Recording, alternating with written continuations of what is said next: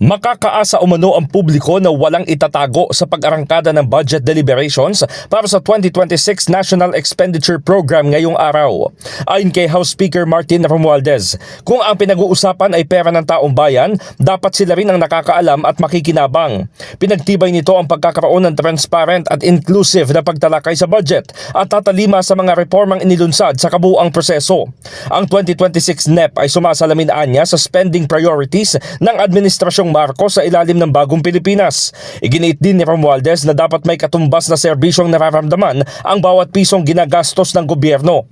Unang sasalang sa plenaryo ngayong araw ang Development Budget Coordination Committee o DBCC upang magsagawa ng briefing sa House Committee on Appropriations ukol sa sitwasyon ng ekonomiya ng bansa at ang macroeconomic assumptions na ginamit sa pagbuo ng 2026 NEP.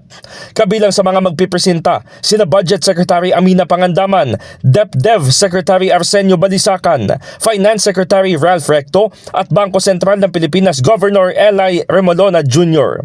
In the heart of changing lives, ako si Brigada Haji Caaminio ng 105.1 Brigada News FM Manila, The Music and News Authority.